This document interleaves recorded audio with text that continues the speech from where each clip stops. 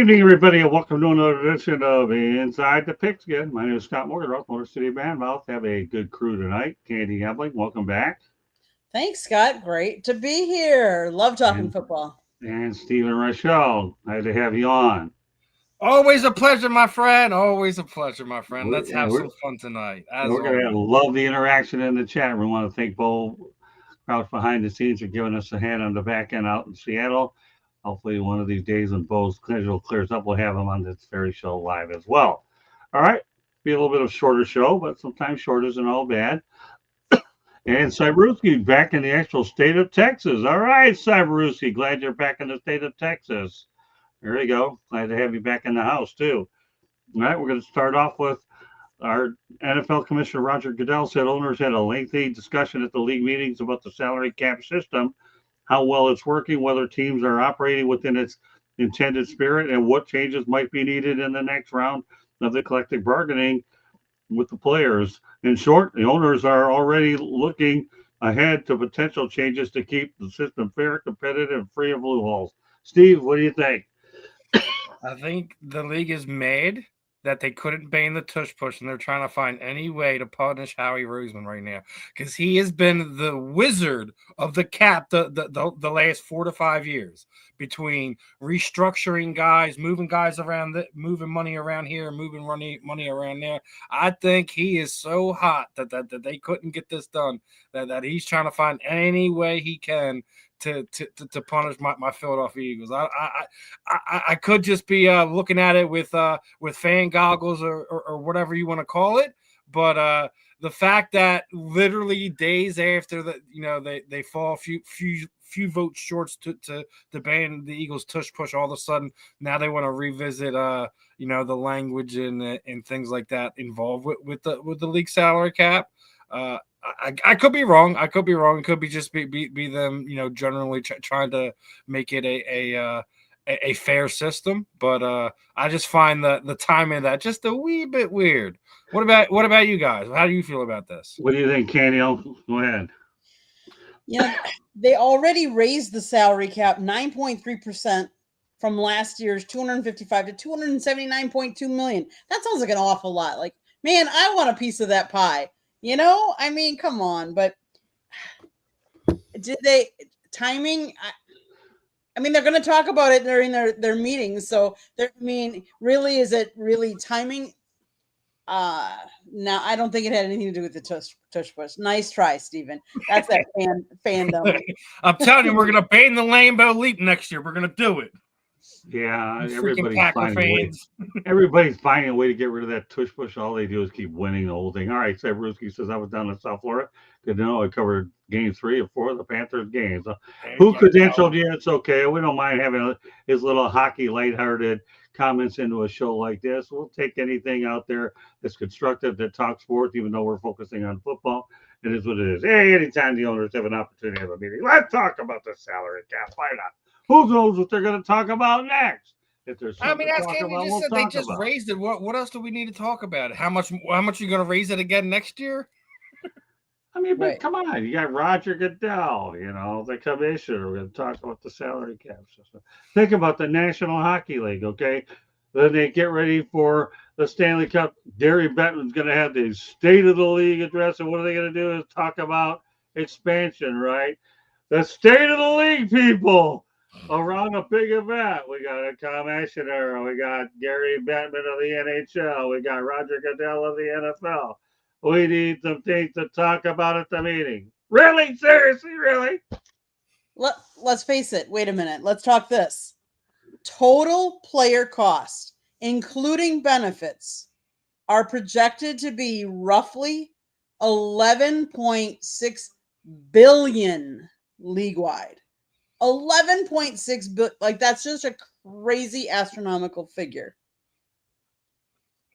But there's loopholes in it.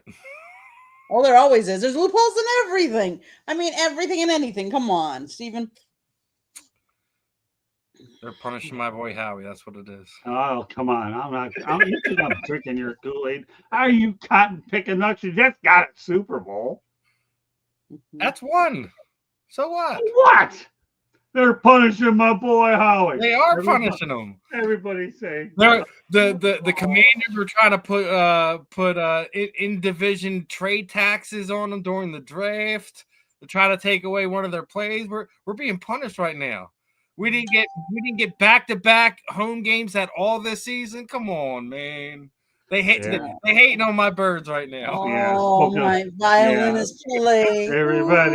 Everybody's always picking on Steer Eyes. Oh, I feel bad. They always do pick on my birds. Don't lie. Meanwhile, your birds are picking on the Chiefs, and that's why they won a Super Bowl. I feel really bad. And they're picking on your birds. We BTA'd that. Belts to asses, my friends. Belts to asses. Yeah, let me tell you, they're picking on the birds. That's why Kellen Moore got a job to New Orleans Saints. Don't forget that one either. Okay, picking on the birds, but at least got his ring with it. Something he was never going to get with the Dallas Cowboys or wherever else he went. All right. Well, I had a Dallas Cowboys one, but I just left it out of our potential list for tonight. That's funny. I'm gonna tear into that tomorrow when I got the two knuckleheads on with me. Yeah, I can only imagine you will. I got to see that. And I'm sure I will when I have to collaborate with it, right? So it's all right. I'm waiting for that collaboration when you get those two knuckleheads. I'll tell you. That's okay. I look forward to them anyways. I think it's funny how many people actually hit that Instagram page. It just blows me away. All this new technology that you two are out there showing me. I'm looking at this like, really? Seriously? Show and tell? Me, of all people? All I do is get paid up here to talk and create shows and create controversy and anything else I can do. And you guys go out there and do that behind the scenes work. So help me God. I'm proud of both of you. All right, but now they're saying Kenny Pickett is a failure. He wasn't a failure. The Pittsburgh Steelers were a failure, according to Terry Bradshaw. All right, Steven. Terry Bradshaw got it right again. Obviously, he was sitting there. We were talking about him. Yesterday, as far as the whole Aaron Rodgers nonsense, the possibility of him wind up going in there. But I think Terry got it right again. I don't believe Kenny Pickett was a failure in Pittsburgh. I do believe Pittsburgh failed him. I mean, I don't think Kenny's, a superstar, can't miss prospect here in the NFL. Let's be real. Kenny's a middle to the bottom of the pack quarterback as we see him right now. We'll have to see if he stays in Pittsburgh, if he winds up getting cut going elsewhere before the start of the season. We don't know yet, but I definitely don't feel like he got a fair shake in Pittsburgh, and I agree with Terry's sentiment that the Pittsburgh Steelers failed him. That they didn't put a proper team around him.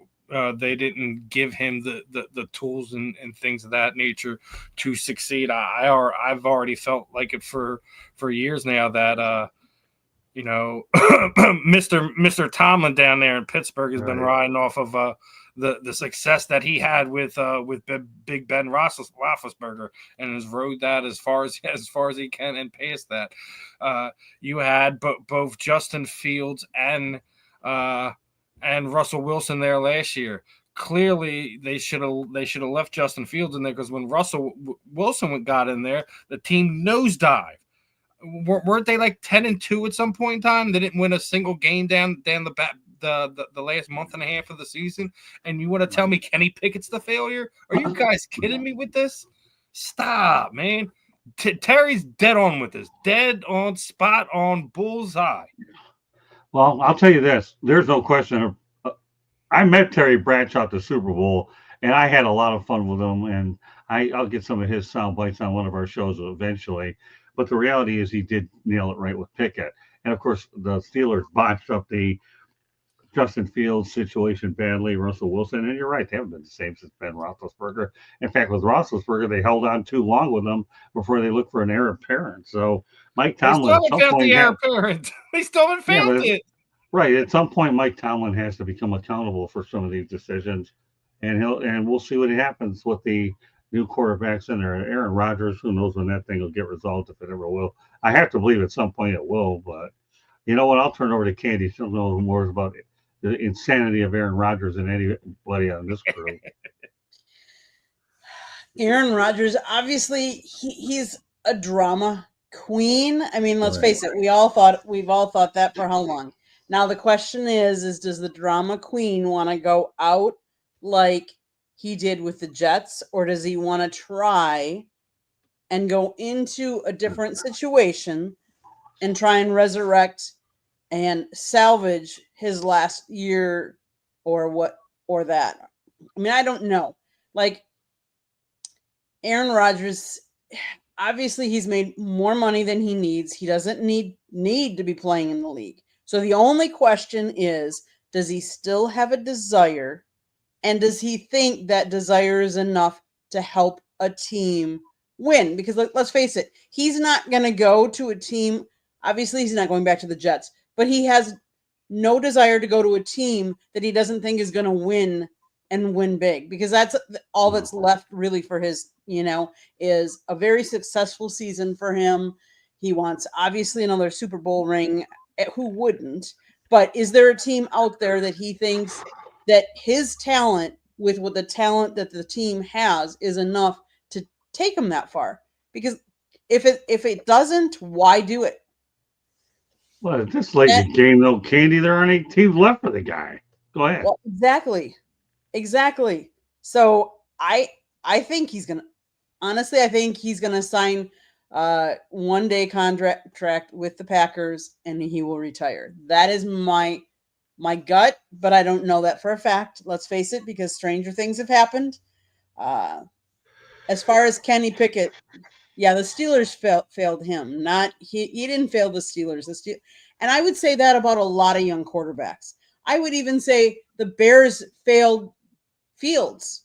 Like a lot of them, when and to a certain extent, I'm even going to say this. I'm going to say the Jags failed Trevor Lawrence, because I think some of these quarterbacks, while they're not elite quarterbacks, I think when you go into the league and your first couple of years, all you have is coaching changes, you don't have the consistency. A young rookie needs consistency.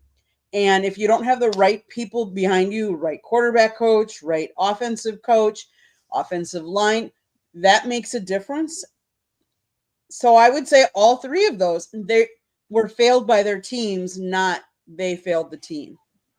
Well, I mean, let's face reality. Let's give Lawrence the benefit of the doubt. His first year was with Urban Meyer. Correct. Bad Exactly. to begin with. I mean, Doug Peterson did a decent job. He really did. But they But still when you didn't have have a Trent, team around them. Like well, they're that well, finally this year they have weapons for him. But that Right. still doesn't fix the fact that you still need an offensive line. Which what Candy was talking about is how the Bears failed Justin Fields. He was running for his life. But no, that was Justin Fields' fault. He was running for his life, right? Okay, I got you. And then you send him to Pittsburgh, and now he's in New York, where I think I think that's a sleeper team. I don't know if there'll be a playoff team, but Right. I don't think they will be the laughing stock along with the New York Giants like they were last year. I agree. I mean, but we were buying the Jacksonville situation. Doug Peterson did a decent job. Your weak link with Trent Baalke. Period. That's why. But here's the thing: like you were already talking, how many coordinators they go? Not just head coaches. How many coordinators has Trevor Lawrence gone through? Now you have a bona fide star there, with with their first round draft pick this year, who could play either side of the ball. I think that's a big help for them.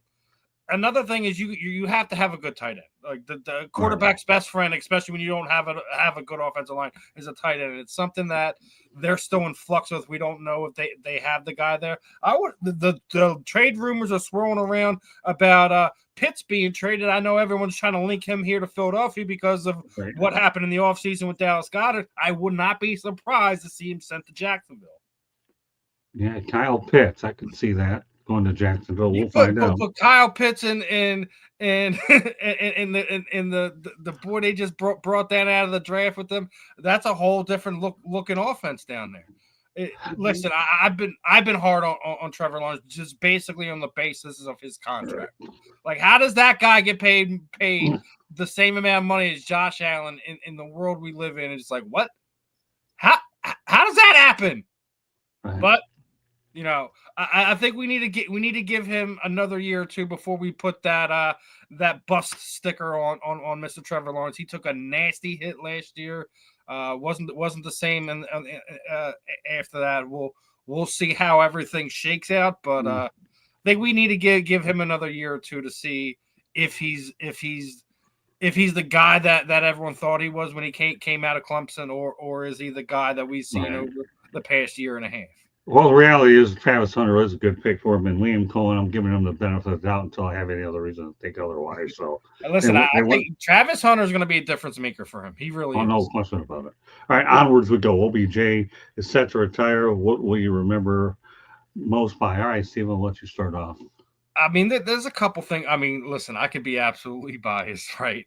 I'm the Eagles fan here. He spent a lot of time with the New York Giants. It didn't end how he wanted to. He winds up going elsewhere, getting his Super Bowl ring with the Rams, I believe. But I mean, the one-handed catch, was definitely one of those things. I mean, I can poke a little fun at them. We could talk about how they went on that cruise with a boat on their bye week, came back, didn't win a single game, missed the playoffs after they were in the middle of what a lot of people felt was supposed to be a deep playoff run team, potential Super Bowl team, things of that nature. We could talk about that. That I think that picture kind of speaks for itself. That situation speaks for itself.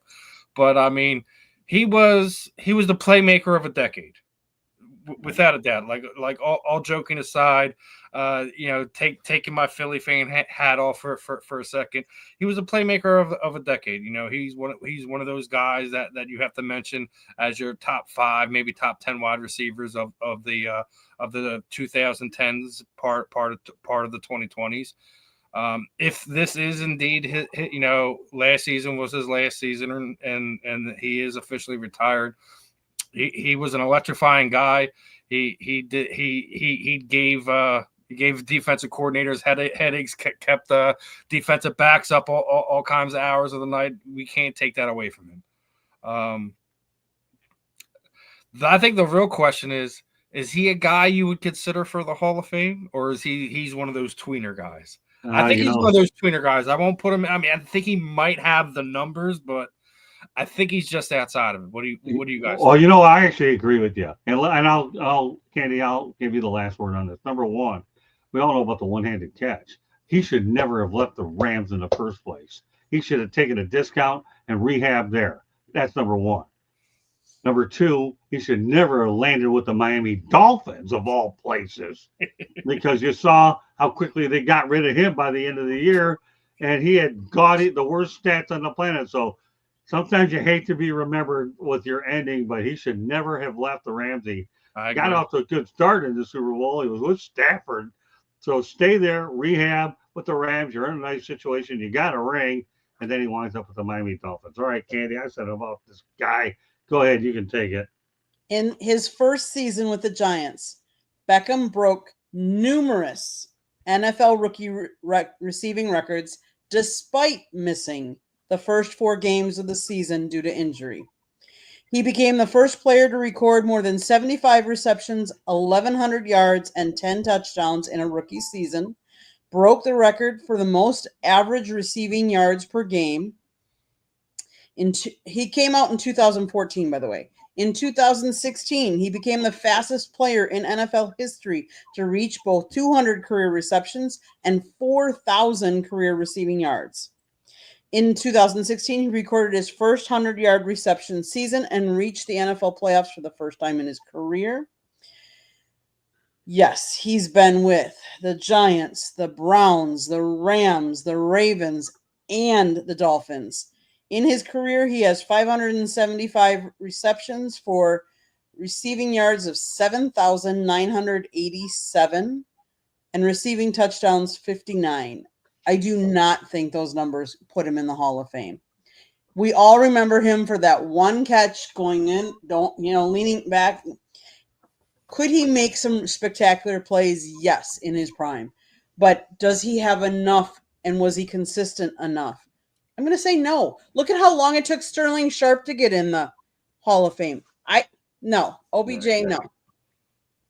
Yeah, I don't think he gets in. I really don't. I don't either. It's just a lot of people like throwing it around there that like he's one of those guys that could be considered. I said it at the end of my comment. I feel like he's a tweener.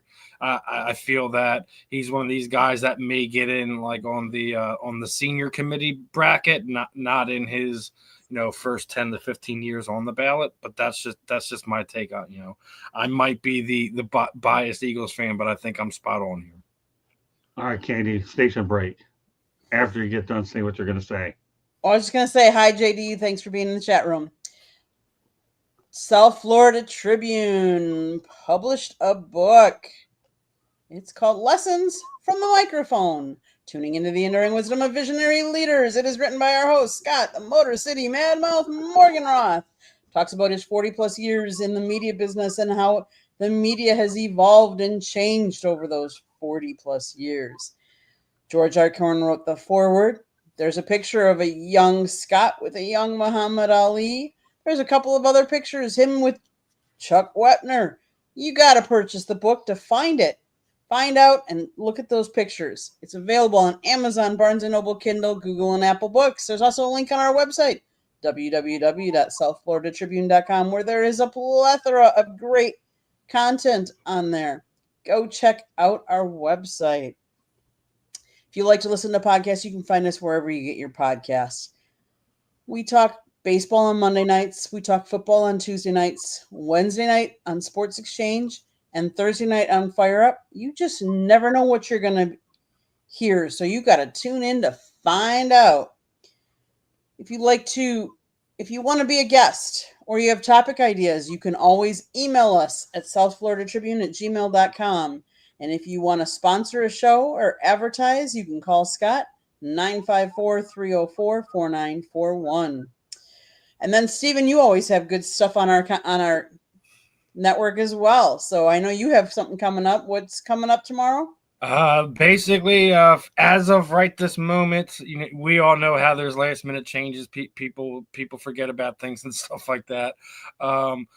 We're supposed to tomorrow morning from 11 to 1 is going to be me, Ben on the Fan in the End, and coming back and joining us again is going to be former Eagles tight end Luther Broughton. The tight end has been kind of the theme of the last few weeks, as we had Marcus Pollard on last Wednesday as well. We've had Blaine Bishop on that week as well. We've been having some fun here, and gonna kind of continue to crank out the fun episodes, the unique interviews as they come in, and supposed to have a call at some point in time this evening with BKFC's fighter relations guy, and try to get some more of the BKFC Ice guys on as we're down to like the last 14 days or so before the event. And we already had Drew Nolan in, fellow Packer fan of on this past weekend, and it's always fun catching up with the unique personalities that the combat sports world brings, and we're always gonna have some fun on this network, regardless if it's me on Wednesdays, either morning or afternoons, the real and the rare interviews that we do with the combat sports athlete, the content that you guys do during the week. There's no shortage of shenanigans here on the South Florida Tribune Media Network. Yeah, I should also point out too, when Candy and I go out of town from the 20th or so of or whatever, we go out of town, Steve is going to be taking over in prime time. What were you going to say, Candy? No, I was just going to say, if you're interested in any of those interviews or any of our shows, go check out the channel. Just because we're live now, we have all great content on there. We've had Marlin, if you're into baseball, we've had Marlins manager Clayton McCullough. He's on there. If you're into the draftees, we have some with Cam Ward are on our channel. So go back and look at some of the old clips we have, as well as the new stuff that we have going forward. Yeah, and as I reiterated before, we'll be out of town for a couple of weeks. Steven's going to be picking up the slack in prime time. A lot of his shows will go from daytime to prime time, so I hope you can support Steven as well. He does a wonderful job, and he's my right-hand man here at the network handles all of our social media consultation as well as what we do on the air and everything, and great stuff there as well, Stephen. A couple more topics I want to get to. Highest paid wide receivers in the NFL via over the cap in the NFL include Justin Jefferson, $35 million per season, CeeDee Lamb, $34 million, AJ Brown, never know who he is, like $32 million bucks. Amon-Ra St. Brown, $30 million and two, and DK Metcalf, $30 million. Okay, of all these receivers, which one deserves it the most? I mean, and they're all great elite receivers. We'll start off with you, Candy. Oh my goodness. Read the list again. Tongue tie there, huh, Can? I know. Okay. Justin Jefferson, who you can't like with the Vikings, right? $35 million. CeeDee Lamb, $34 million. AJ Brown, $32 million. Amon-Ra St. Brown, $30 million and two, and DK Metcalf at $30 million. Well, to be honest with you, I'm going to say they're all overpaid. And here's a quick little thing.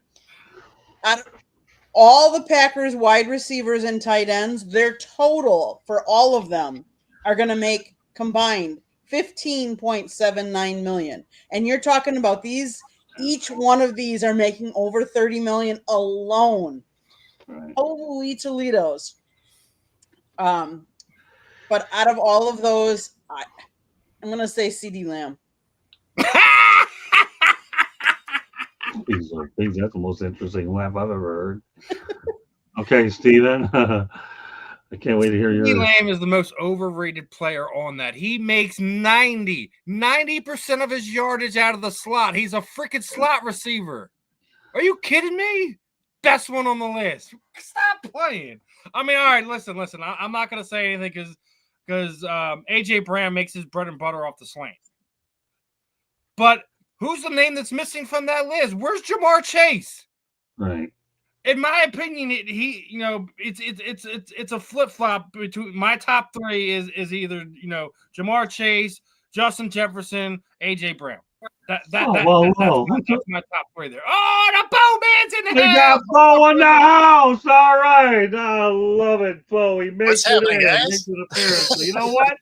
Guess what? We get to take a little break, and we're going over some of these topics again. So Bo can have a crack at them. We don't need to do that, but I will definitely jump in on the overpaid guys. All right, go ahead. We'll do that. That is DK Metcalf easily. Because he has the least disciplined route tree of all of those guys. If it's a go ball, he can do it. But if it's anything where he needs to be exactly where he's supposed to be, that's not what he runs. Everybody likes to compare him to Megatron because of his size and his stature. But if you watch him run routes, he's Des Bryant. But, all right, like I'm going to go back to what I was saying. Like in last season, the top yardage per route, the go route, as you just said, that was Scary Terry McLaurin, right? Not on that list. Not on the list as high as paid. Slants, I already just told you that's AJ Brown. In routes, that's Amon St. Brown. All right, he's on the list. Crossing routes, Marvin Harrison Jr.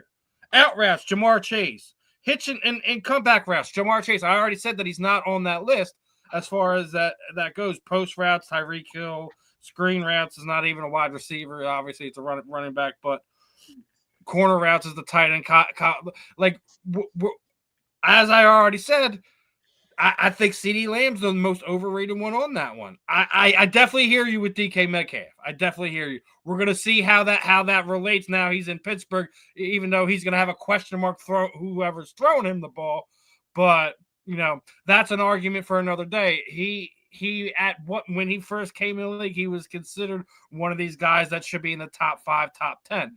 He's not even someone that should be named on this list, but that's what the pay scale is now and things of that nature. I'm not going to back off my thing. I think that CeeDee Lamb is he's your third wide receiver at this point in time. Oh, let me tell you something. I'm trying to hurt that you're an Eagles guy and you don't like the Cowboys. Give me a break. That only listen. Oh, wait a minute. No, CeeDee Lamb is overrated. We're not. He has to have. They just had to bring Pickens in there to help him because he was getting double covered. He's not that guy. He is not a top 5 guy. Let me get a word in on my show. All right, go ahead.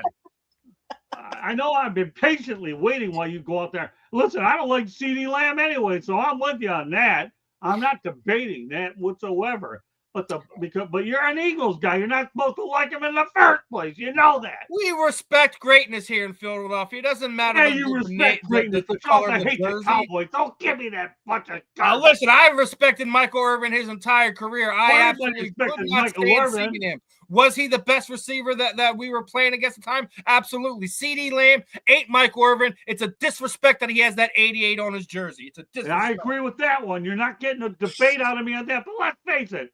There's You no had a whole doubt that glass the of Cowboys Haterade, and the I can tell. Eagles. Huh? What's that? I said he had a whole glass of Haterade before this segment. Actually, I didn't even know we were talking about this before coming on. It's just this is what comes out of me naturally, my friend. Yeah. Sure it does. Yeah, but let's face it, the fact that the Eagles and the Cowboys are like the, what do they call it? The Hatfields and the McCoys? That's what they are. I mean, there's no question they don't like each other. No, I'll give you the CeeDee Lamb, and he should be wearing the 88 number. And I don't like him, but I'm going to take a different thing. You know, the guy who's really worth his money in that group is Amon-Ra St. Brown, a fourth-round pick that got his money.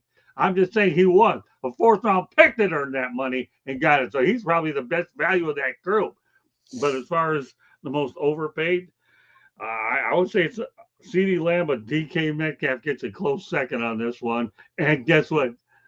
DK Metcalf gets Mason Rudolph to throw him the football. Oh, Nelly!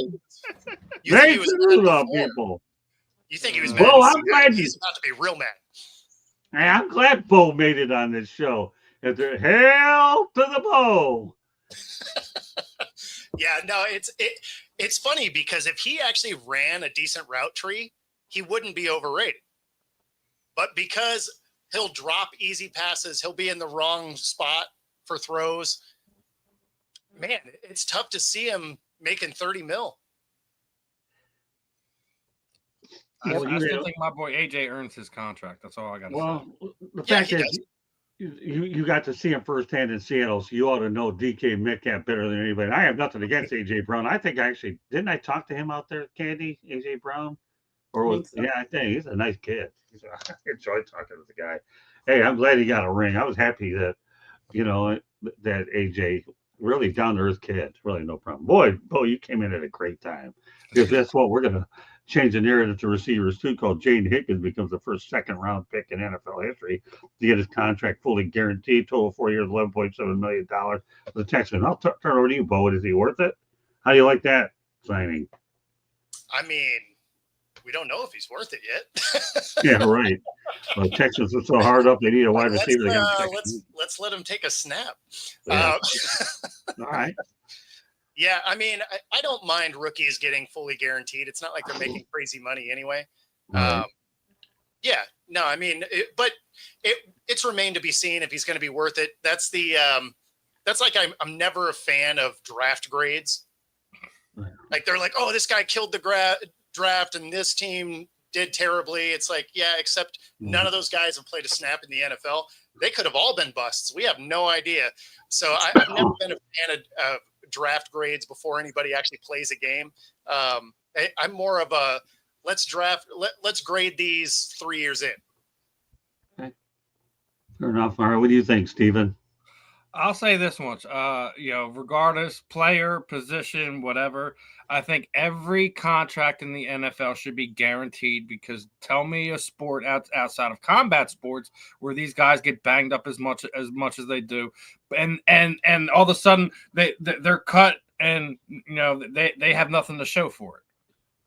The NFL contract should be fully guaranteed. It doesn't matter if you're a first-round pick, if you're a fourth-round pick, if you're on your second contract, your third contract. I think everything that you sign on paper that you're going to do happens. Not to sit there and say, oh well, you're not performing, so let's just we're going to cut you and we're not going to pay you, anything left that we said we're going to pay you. I think that's the.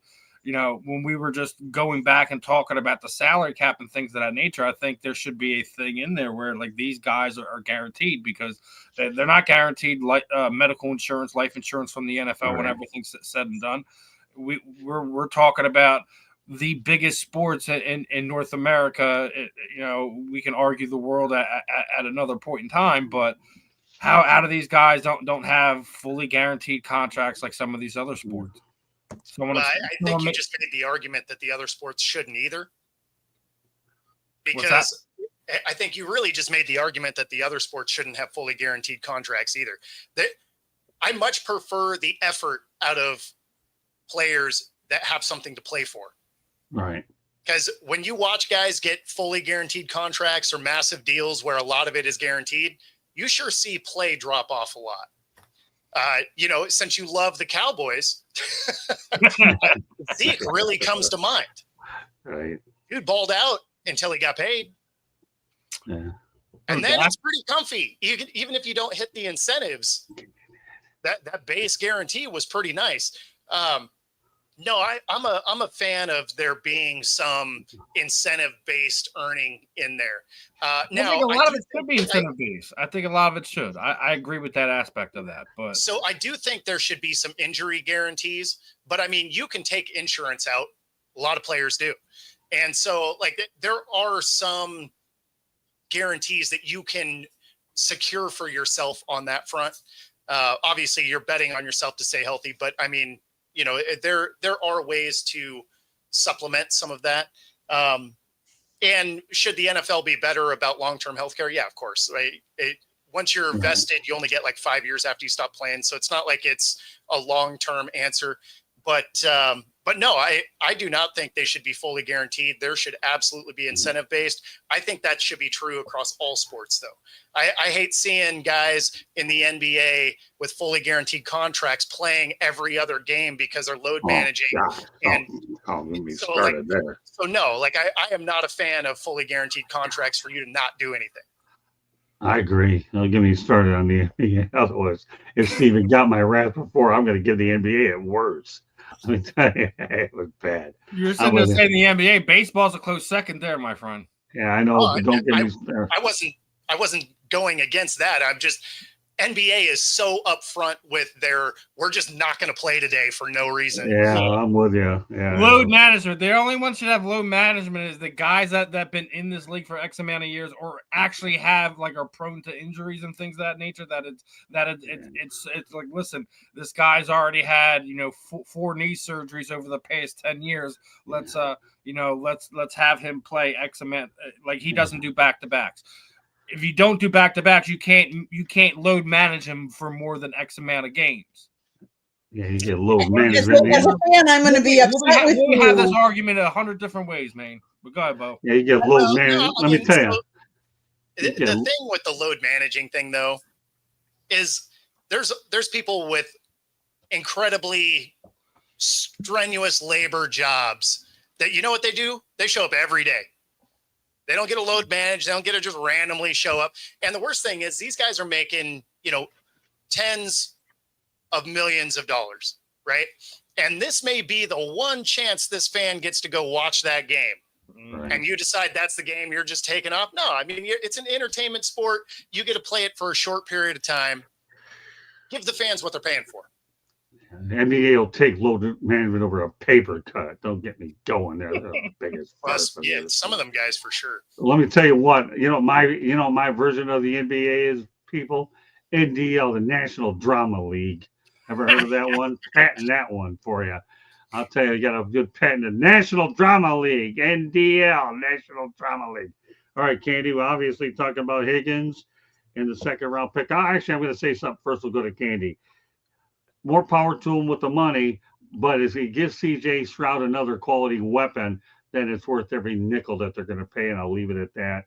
So go ahead, Candy, a final word on this. And then I got one more topic I'm going to add to the mix. I think it'll be a good one to end the broadcast. Let's face it, nowadays in college, NIL money, you get paid. So why wouldn't rookies want to get paid and get paid? Now, do I think it should be guaranteed? I think you can do a portion guaranteed.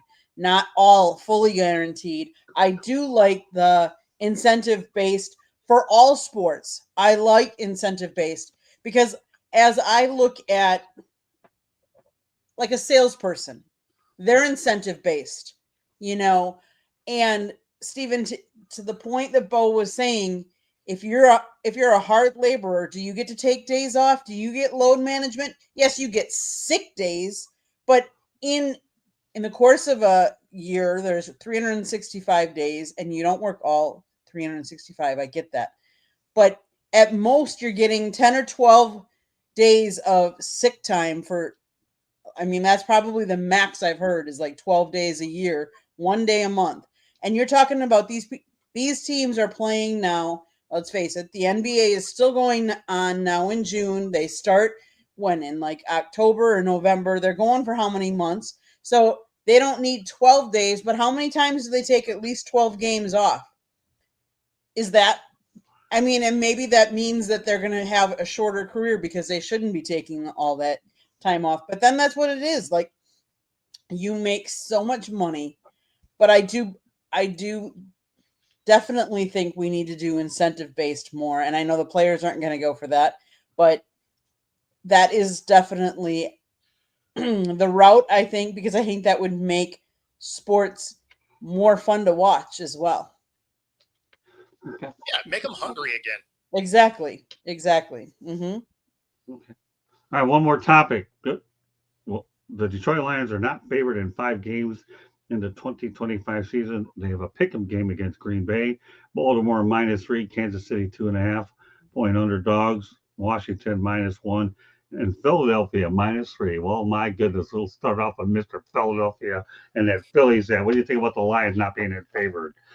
I mean, in like I 5 said, of them. you know, they had a rough season last year. I don't think they should drop off too much, but I mean, when you look at the overall here, like obviously you're getting your star edge rusher back, so that's something that, you know, they're not to shy away from. So, but you know, we just had a big loss for them this week, right? You just lost the anchor to your offensive line. He just mysteriously retires, right?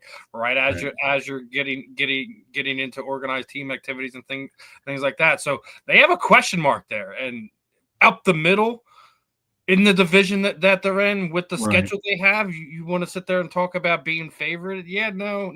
Until they got an answer for who's playing center right now, I think that there is some of those games that should still be in question. And we're talking about betting lines at this point in time, and we're not even anywhere near the season, so that could change. You know, we don't know who they're going to bring in. We don't know how they're going to look at as a team. They could very well regress. You know, after having two and a half really good seasons with not the results that they wanted, obviously, over the last few seasons. But I'd figure they would probably be an underdog against the Eagles, because as of right now, you know, one, they're not only are they the defending champions, but in a lot of people's opinion that the Eagles are going to be favored to go back to the Super Bowl. Whether they win it, that's a whole nother argument in itself. But it's not a surprise this early out that some of these games they're not favorites at this point in time. We'll see as it comes, as we get to you know, closer to the season, closer to those games. But you know, not a big surprise in my opinion. Okay, then you know, then let me say this, Steve. We're going to make it a 2-part, and I'll turn over to you, Bo, next. Okay. Well, I was just asking where that game was played. Which one? Against the Eagles. Is that a home game or is that an away? Because if that's an away game, like, that's a standard line anyway. Oh, is it? Yeah, because I don't think they're here. I agree with you. I don't think they're here. I haven't looked at the scheduling like that. The only thing I noticed is that they're the one team that we're playing that voted for us for not banning the no, but I mean, because, you know, 3 points is the standard home betting line. So I mean, if you guys happen to have that as a home game, like, that's just a standard 3 points. Well, I'm sure Candy's looking it up. But with that said, let me go ahead back to you, Steve. What are your thoughts about Ragno's unexpected retirement? Obviously, that came out of left field. Like seriously, if you would have asked me that you know, there was going to be a surprise retirement, who I would have picked, he definitely wouldn't have been on my list of guys that would have walked away at this point in time. And not just that, just like his comments, there's just like, he doesn't have everything that he has to give. I'm wondering, you know, maybe that it's not a physical health thing, that it's a mental health thing. as we're in men's mental health awareness month and things like that.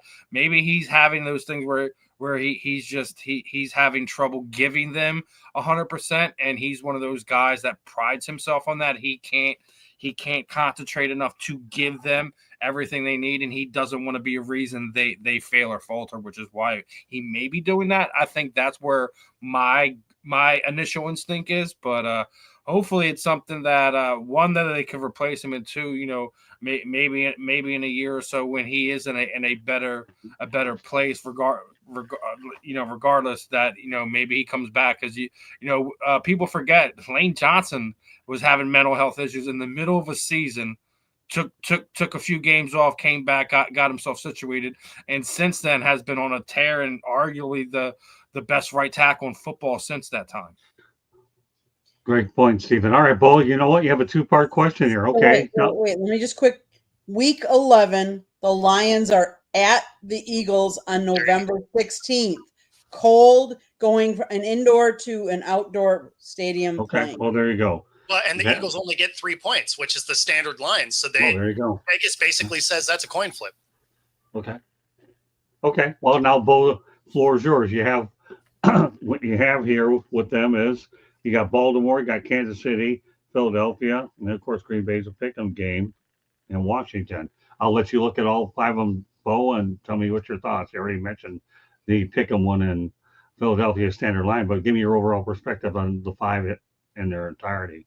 Yeah, well, I mean, at the end of the day, the Lions are going to take a little bit of a step back, right? I mean, right. You lose your center here, you lose offense and defensive coordinators. Like, we got to see what this team's going to shape up to be. The fact that you are only not favored in 5 is a little bit of a surprise, because there's some major question marks moving forward. Do they have a lot of their key pieces? Of course. Do they get some of their defense back? Absolutely. But losing both coordinators and your center, those are huge things to overcome, especially all in the same season. Okay. And then the second half of the question is Ragnow. What are your thoughts about Frank Ragnow leaving at this point in time? Man, losing a good center is tough. Yeah. I mean, interior offensive line is extraordinarily difficult to maintain, acquire. Take a look at my Seahawks. They haven't figured out the interior of the offensive line in 10 years. So, I mean, really since that 14 season, the interior of the offensive line has really struggled for our unit. So I can appreciate losing interior offensive line. We were able to shore that up in this draft, but yeah, I mean, to have your main guy leave, that's huge. Okay, Candy. So the other thing is the timing. With the news coming on June 2nd, the retirement can be treated as a post-June 1 release. In that case, the Lions will have $4.8 million in dead money this season, $3.6 million in dead money next season. And what that happens, and I know we're not talking about next season, but they are currently projected to be about $42.6 million over the cap next year. So they're going to have some work to do.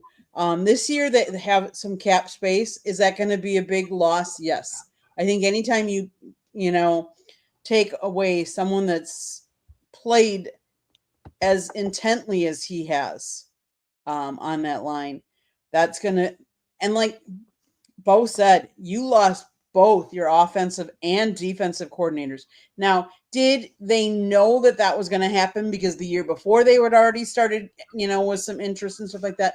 Of course. But bringing new coordinators in changes the whole complex, changes the feeling inside. Like, do they all gel? Do they like, the new coordinators? Do they agree with the coordinators? What kind of changes is all in that locker room? We just talked. We started out the show. How did Kenny Pickett fail, or did the Steelers fail? Did Chicago fail? When all you have is changes in those offensive and defensive coordinators, that makes a big difference in the product on the field. So it'll be interesting.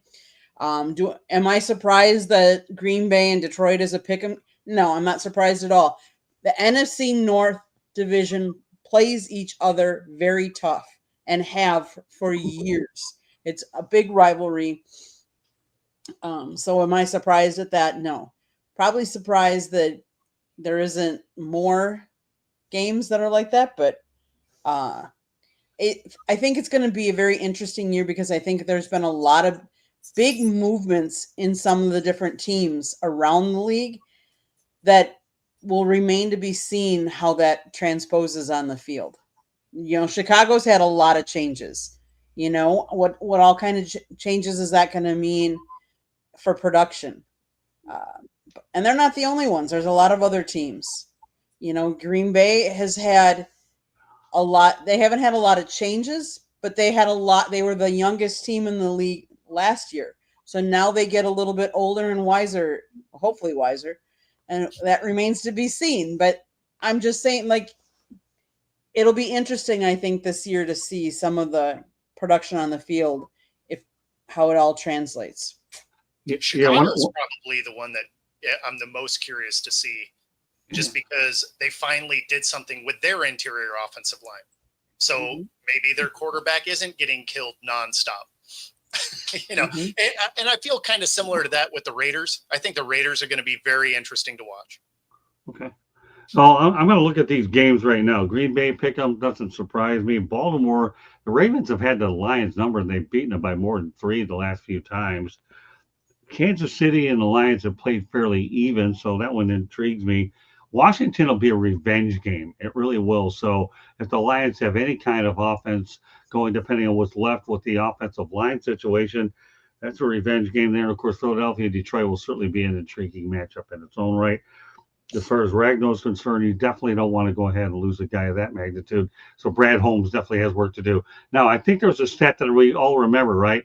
The 2-15 win, we had 2-15 team wins that did not get to the Super Bowl. Is that what it was? Or how many 15 teams when teams did? I'm trying to remember in the history. I think there was.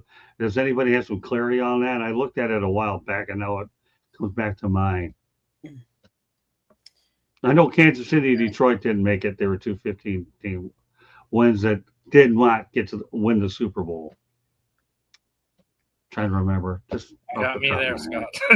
Yeah, I don't know. I'll have to go back on it and look it up there. So, meanwhile, really pretty good show that we were able to piecemeal. Glad to have Bo back on. I've missed you, Bo. I'm telling you. I tried to sneak in. You did a good job. Well, now that you did sneak in, let me ask you a question. What are your thoughts about some of the fact that the NFL is trying to clean up a lot of their loopholes in the salary cap situation? I know we let off with that. I mean, even with their loopholes of, finding ways to do signing bonuses and stuff, they still have a hard cap. So, I mean, that money gets accounted for. So it's not like it's a true loophole where it just disappears into the ether somehow. You get to do some creative accounting, but at some point it comes and gets you. Because, I mean, you watch teams like the Rams. Yeah, they went and bought their ring. And you know what happened 2 years later? They had one of the worst teams. They reloaded really well in the draft, but it's a good thing those guys hit because that could have been a bad team for a long time. You look at the Niners do something similar, right? Like they kick the can down the road. They come into this year, they had to let a lot of talent go. The Saints, prime example of when you push all your chips to the middle and it don't work out because now they're in terrible cap and there's nobody there. So unlike other sports where you can kind of finesse those numbers away, although you can manipulate them, it is still a hard cap. So I do appreciate that about the NFL because it does create some parity around the league that I think other sports really don't have. Go ahead, Candy. Anything else you want to add to that? Well, I'm going to not add to that, but I'm going to go back to what you were asking before. There are several teams that have achieved 15 or more wins in the regular season but failed to win the Super Bowl. The 98 Minnesota Vikings, the 2004 Pittsburgh Steelers, the 2007 New England Patriots, the 2011 Green Bay Packers, the 2015 Carolina Panthers, and don't worry about those fumbles. Yeah, right. Keep going, Candy. That's it. That's all of them. 1, 2, 3, 4, 5, 6. There's 6. Yeah, that to me is just one of those situations where those poor Vikings, man. Yeah. That was the Cunningham and Moss team, was it not? It was. Well, so with that said, let me ask you guys a question. Okay, let's revisit a trade that occurred between the Miami Dolphins and the Kansas City Chiefs that came to mind. March 22nd, the Chiefs traded Tyreek Hill to the Miami Dolphins, right? Oh. And since then, Kansas City went to 3 straight Super Bowl appearances, and Miami's no playoff wins with a 2-time All-Pro, missed the playoffs that season. What are your thoughts when you look back on that trade? Knowing that you had a 4-year, $120 million extension for Hill at the time after the trade. I mean, he was chasing money. It's simple as that. Like you had to know going from a really built KC team to a team that has a quarterback that can't stay on the field, that the odds aren't in your favor. So he was chasing dollars. They weren't going to give him that much. And at the end of the day, every player has to decide, are you chasing money or rings? Because they don't generally end up at the same place. How about you, Steven? It was a terrible trade. And Bo already hit it on the head. Like if you're chasing money, then you should be pretty safe to expect that you're not chasing rings.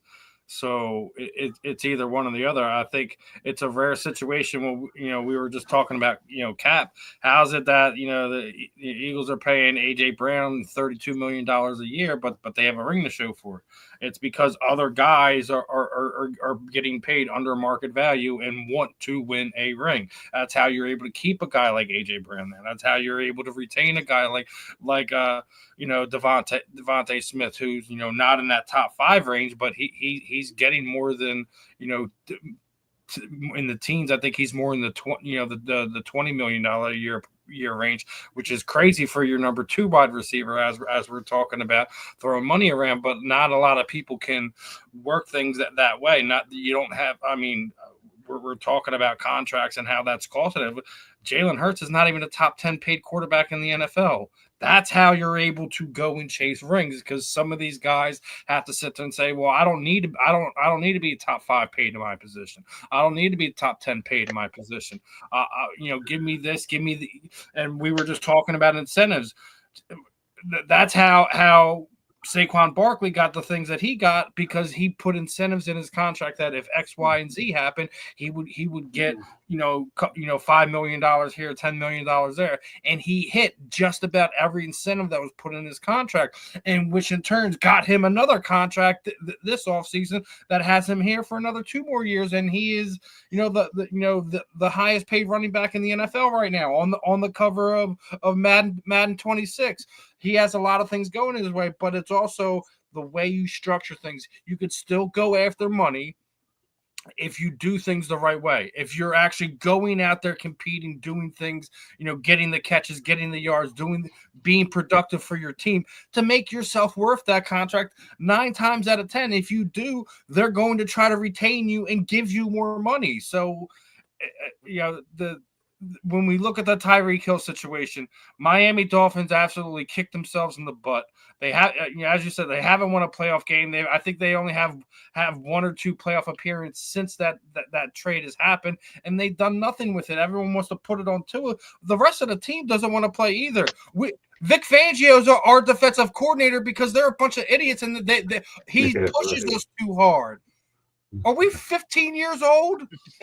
My coach is mean to me. No, he wants the best out of you. That guy is so good. Vic Fangio is so good. He had the Eagles defense go look at film tape from the Super Bowl before they went on the parade because he was still pissed off about it. That's the type of guy I want pushing me if I'm a defensive player. I want a guy who's so obsessed that he wants to find every mistake that we made so we can correct it. You have to have the right mindset with that. And I think everything that goes on down there in Miami, it's all about what's in between the ears. They do not have culture guys. They do not have guys that want to win. And that's why you wind up with a guy like Tyreek Hill right now, who isn't playing for anything but a paycheck at this point in time. You can argue that all you want to do in the world. He is not playing to win championships right now. No, and the thing that's funny about it is anytime you see a dynastic type team, what's the one thing that they don't have is the highest paid guys on it, right? Whether you look at what KC has been doing, you look at what the Patriots did, right? Tom was the highest paid guy one time. And then he would restructure. Wasn't even for a whole season either. No, exactly. But that's what I mean is through his 20-year career, he was the highest paid guy one time.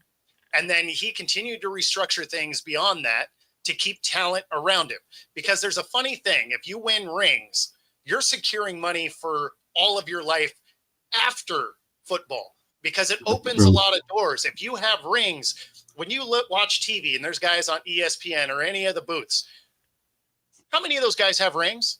Almost all of them. Right. So maybe you chase a lot of money, but the money stops when your career ends. But if you set yourself up for your next career, which if you want to get into TV and all of that, having a ring helps you get hired. That's true. Good point.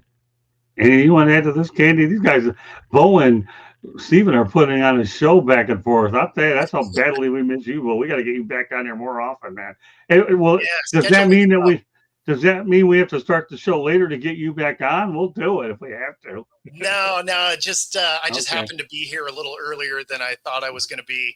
Scheduling right now is insane. All right, good stuff. Candy? Tom Brady was one of the best at restructuring and knowing that he needed other people. Whether you liked him as a player or not, you cannot argue that he had success. And he had success because he knew that he needed to restructure at times to allow other talents to be paid as well. Because if he doesn't have other talents with him, he wouldn't have been where he was. He wouldn't have had as many champions. And like you're right, Bo. Like he set himself up. So look at his media contract that he got while he was still playing. Hey, we're going to pay you X amount of dollars, whenever you end your career and you can come, broadcast for us. You don't see those happening.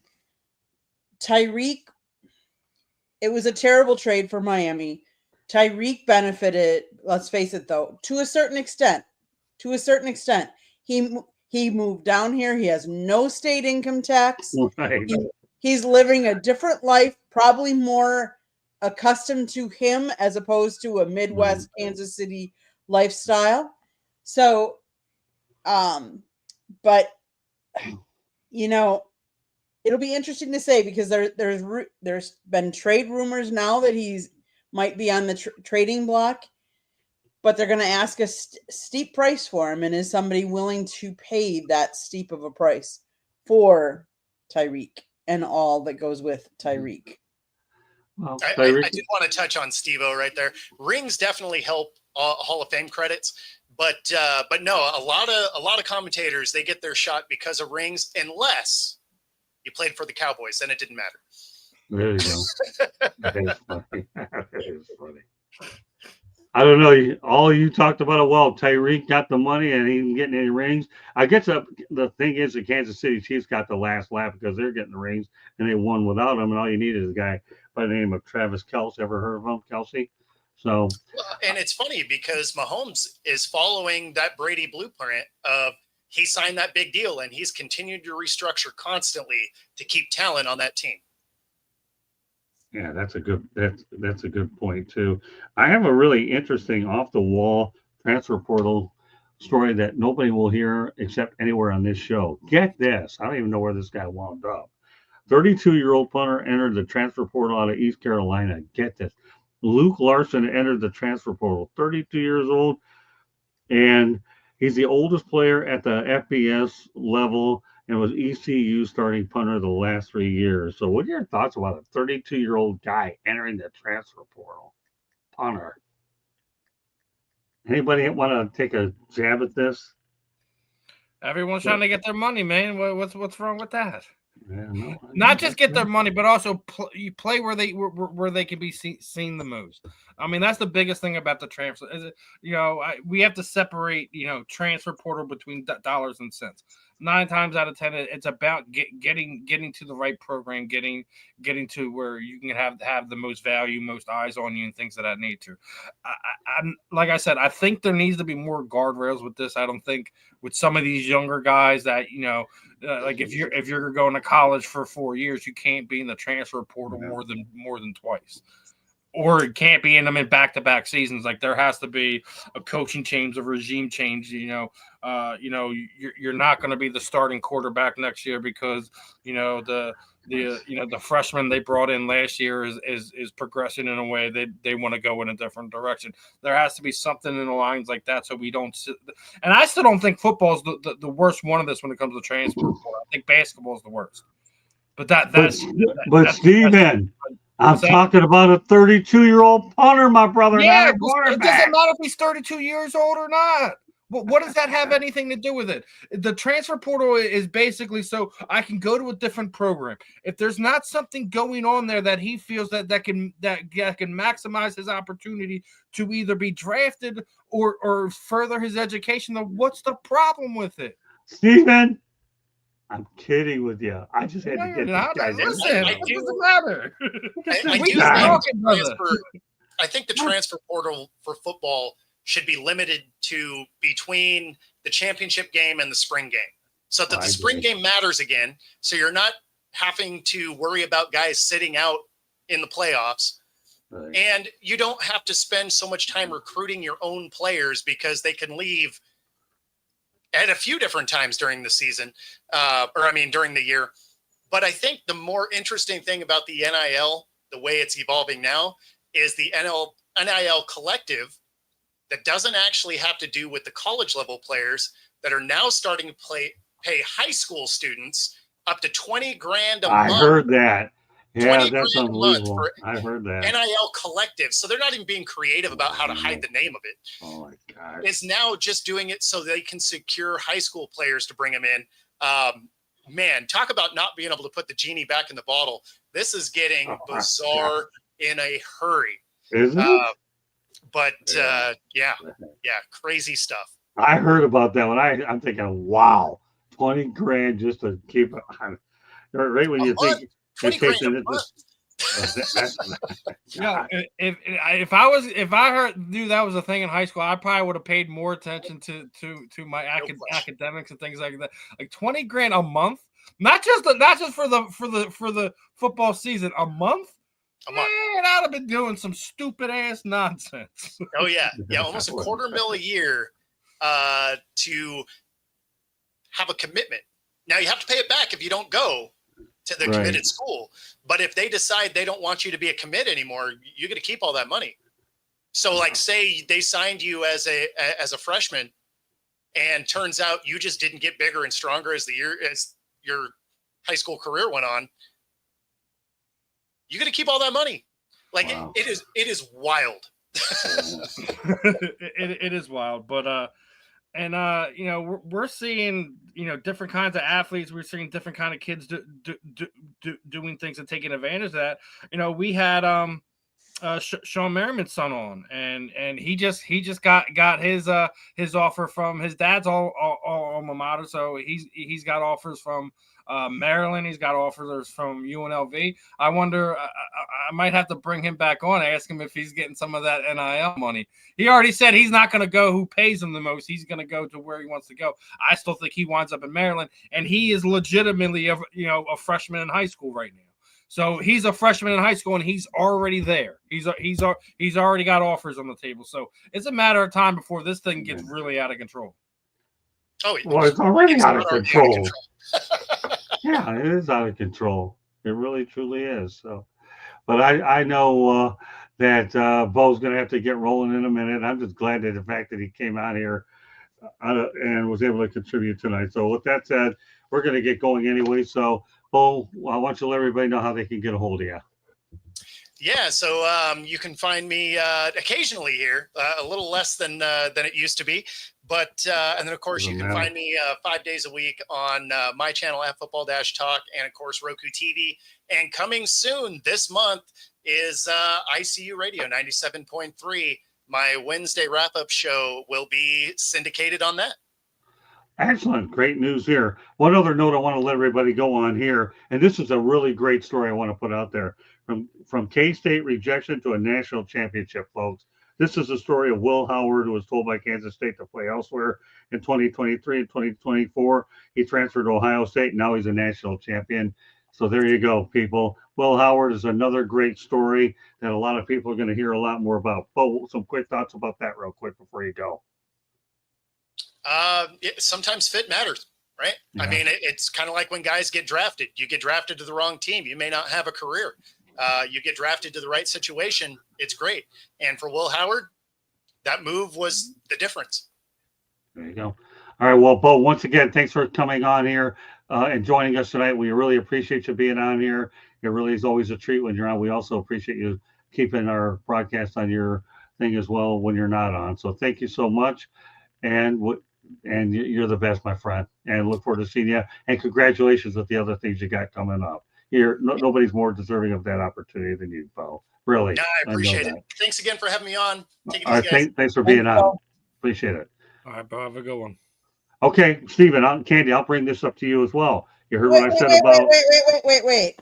Can I want to put a little bit on the Luke Larson because I didn't go ahead. All right, go ahead. That's fine, Candy. So he is part of an Aussie wave of specialists that continue to take over college football. The Pirates recruited him to Greenville as a 28-year-old freshman in 2020. He punted 174 times for 7,099 yards in 5 seasons at ECU, which ranks 4th in program history. Now, although Larson has an opportunity to break a school record next season, his decision to enter the transfer portal as a grad transfer will not allow him to. Let's break down his 6 years of eligibility. 2020 was the pandemic year, didn't count. 2021, they redshirted him, didn't count. 2022 was his first year of eligibility. 2023 is second. 2024, third. And now that's why he has his 4th year of eligibility is 2025. That's why he is a 32-year-old transfer portal. Okay, so I'll have to clarifying that. Okay, great stuff. Of course. All right, now. Yes. Will Howard. Will Howard. Let me repeat that again for me, so please. Well, went from Kansas State all the way to Ohio State, won a national championship. He led the Buckeyes to their 9th national championship in history, and now he's with the Pittsburgh Steelers. You talk about how bad the quarterback situation is because of the Pickett. Now we got Will Howard. Everybody's got to hope that Mike Tomlin doesn't blow that one up. So Will Howard is the latest guy who's got actually a championship in his pocket when he goes to the Steelers. This guy could be a hidden gem in the draft. Take it from there. Sometimes the transfer portal has allowed any player to find the fit that they think is right for them and to get paid for it and to get as much money as they can. Let's face it, before NIL, they weren't making money. We've all said it was time that they should be making money. Good for Will Howard. Now, let's see how he can do in the NFL. Will this Pittsburgh Steelers quarterback controversy, who's going to win it? Is Rodgers going to go? Is he not going to go? Is Rudolph going to mentor Will? That'll be interesting. It'll be interesting to see how he does in that quarterback's room. Okay. That's it. Steven? He's going to have to overcome the nonsense that's going on in there in Pittsburgh because I already said this with the Kenny Pickett situation. He flat out said he learned how to play the quarterback position from top to bottom here in Philadelphia. What was not being taught to him or mentored to him while he was there in Pittsburgh. So he's going to have to overcome, it doesn't matter if Rudolph is going to mentor him in that way or not. If he's going to get all the tools he needs to be a successful NFL quarterback is going to be yet to be seen. I think he has the potential talent to do it. We'll see how it all plays out for him, but he's not going into an offensive friendly situation where he's going to have a lot of guys that is going to be able to mold him in a way to potentially, be, a top 30, 32 quarterback in this league. 8 points all the way around. Yeah, I hope the Pittsburgh Steelers don't blow this one. I really don't. We've already documented how many quarterbacks have come and gone through Steeltown, but this kid could be a hidden gem if it's handled right. So, great show tonight. Glad we're able. Special thanks to Stephen Reichel. Keep the faith. We did that. Bo came on board. All of a sudden, the show got better as time goes on. We appreciate everybody that has tuned in and been watching from wherever they're able to get this telecast as well. So, with that, Stephen, why don't you let everybody know how they can get a hold of you? Yeah, same stuff as always. On Facebook, just type in my name, Stephen Rochelle, really easy to find. Same thing with Instagram. The Twitter or X handles right down there below my name. It's the Sports Talk One. You can find me on YouTube, with my name as well. Make sure you guys are locked in for tomorrow. It should be a fun one with my two shenanigan brothers, and Mr. Ben Troop and Luther Broughton should be joining us. Former Eagles tight end. Should be a fun one. And like I said, I got a few more tricks up my sleeve for this week. So guys, please make sure you like, subscribe. I did announce the giveaways too that are attached to two of our interviews from the Real and the Rare, with Jessica I's interview and Lauren Murphy's interview. Just hit the subscribe button, leave a comment, your favorite favorite moment from either Lauren or Jessica's career, or even a upcoming fight prediction, as both of them have fights within June and July. Let's have some fun, my friend. We got some fun stuff going on, and we're going to continue to push out the fun content and the interesting interviews here on the South Florida Tribune Media Network. There you go. And not only that, we're going to be Steve and I are going to be doing an episode of The Real and the Rare. Stay tuned for that as well. Look forward to getting him on, hosting one of them, so that we're able to get him in the audio audience as well, so that they can go ahead and watch his show. So it'll be pretty good. We'll give you more details as we go along. Katie Gambling's going to close out the show with our final station break and what's ahead for the rest of the week. Go ahead, Katie. South Florida Tribune Publishing Company published a book, Lessons from the Microphone, Tuning into the Enduring Wisdom of Visionary Leaders. It is written by our host, Scott the Motor City Madmouth Morganroth. If you want to get into the media business, this is the book for you. Go grab your copy today. It talks about how media has changed over his 40 plus years. Or if you just like to listen to stories, Scott's got some excellent stories in there. You got to read the one about his teacher who didn't think he could get published. He did it. Go get the book to find out more. Read it. It's available on Amazon, Barnes & Noble, Kindle, Google, and Apple Books. There's also a link on our website, www.southfloridatribune.com, where there is a plethora of great content. Go check out the website. If you see the red subscribe button in that lower right-hand corner, though, please, I don't know what you're waiting for. Click it. Share us with all your friends and family, anybody that you know that would like any of our content. We talk baseball, we talk football, we've talked everything from ping pong and cornhole to NBA to NHL, which the Stanley Cup playoffs start tomorrow night. Stanley Cup Finals. Yeah. Yes. It's all on our network if you like any of those sports. And if you don't like sports, we even have some great interviews one-on-ones. Scott did an interview with a former actress, Rachel. She talks, about her career. There's all kinds. If you want to move to Florida, he did an interview with a real estate agent here in South Florida. Go check out the channel because there's more than just sports. We do it all. But coming up tomorrow night, we're going to do 2 shows, right, Scott? We're going to do Sports Exchange at 9:00, our usual, and then we're going to have a new show That will, that's going to debut. yeah, we'll announce that when the time comes. So how's that sound? That's a teaser. I'd like to go ahead and bring on new shows when the situation present themselves in the Sports Exchange. And of course, on Thursday, we'll have another edition, I believe, of the Sports Exchange talking hockey as well. Stephen had an opportunity to come on that with Mike Santos and did a heck of a job on that. I got to give Stephen credit. One thing I'm trying to get Stephen to do is do a lot of different things. I put them through the rigors yesterday when I had them to talk about motorsports. I got them to talk about 400 days during the year versus 360 for attaining the Hulk Hogan. Oh, that was unbelievable. And of course, we talked about some other stuff. So great stuff all the way around. Stephen, unbelievable. You're A1 in my book, my friend. And I appreciate the energy and the passion that you bring to the network for sure. You've definitely been one of the best additions I've had all year. And I'm so proud to see you continue developing into what you're looking to accomplish in this business for sure. And once again, I want to reiterate, Stephen will be owning Prime Time from, I believe, June 20th until, we'll say, around sometime in July, early July. So he's going to take advantage, give you his great programming at night. All right. Any closing thoughts? Nope. Nothing to add to this one. That was the cherry on top, my friend.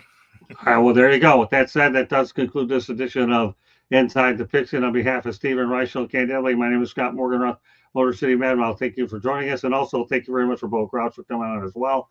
He was unbelievable tonight. And hopefully we'll see him again at some point. But Bo has been one of the originals of this show, and he's done a marvelous job with his contributions as well. So we got to see Bo and Stephen tonight. That was an absolute treat. Good night, everybody. See you next week.